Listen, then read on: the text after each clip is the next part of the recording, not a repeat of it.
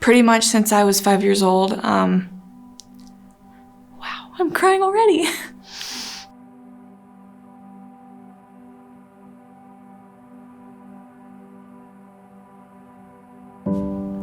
I was pretty much taking care of myself since I was about 5 years old. And when I mean take care of myself, I mean like brushing my hair and putting it up for school and figuring out what to wear. Sometimes my mom would leave clothes out for me to wear, but that was very rare. That was my life as a very little girl.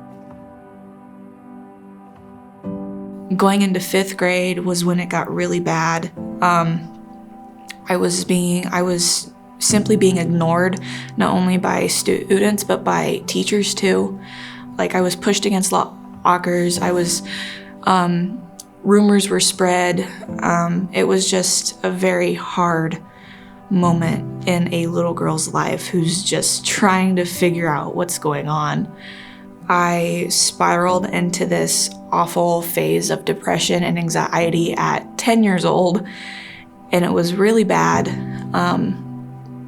It made me very angry at God. I was involved in Awana as a little girl, and I knew of God, so I was so angry, and I was like, why are you putting me through this?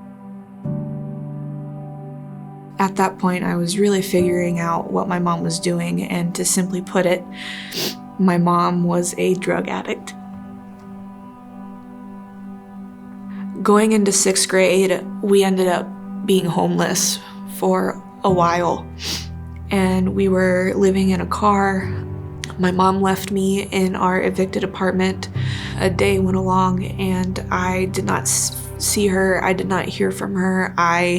There was no food or running water in that apartment, so I was stuck, and I didn't know what to do. And so I decided to go down to Casey's, and there was a sheriff waiting for me and said, Hannah, I'm here to help you. Let's try to figure this out.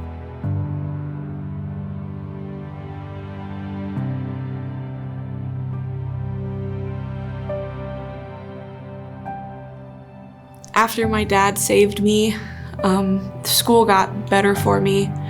I was top of my class, and I really felt confident in myself, and I felt like I didn't need anybody. But until I got to college, I was making some really bad choices. And when I moved to Lincoln, I started talking to this guy, and he started talking about God.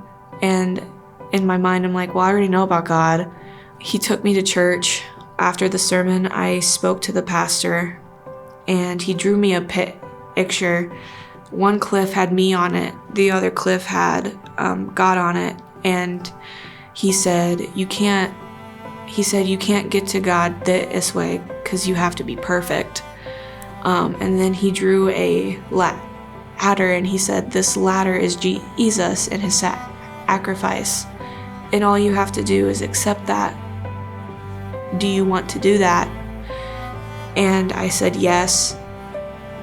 And he prayed with me, and I repeated his prayer with him, and all my shakiness and my anxiousness went away.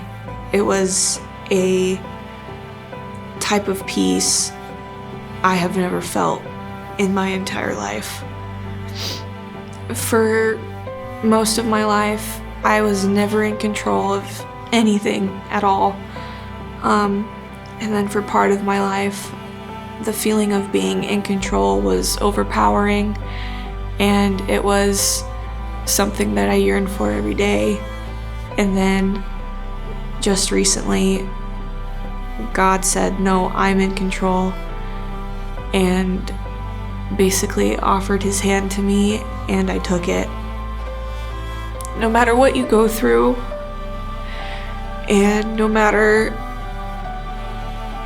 who you are and what you've done, God loves you so much.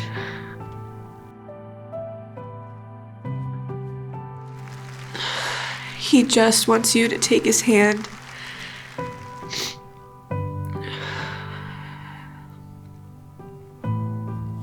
and you will be amazed at where He takes you.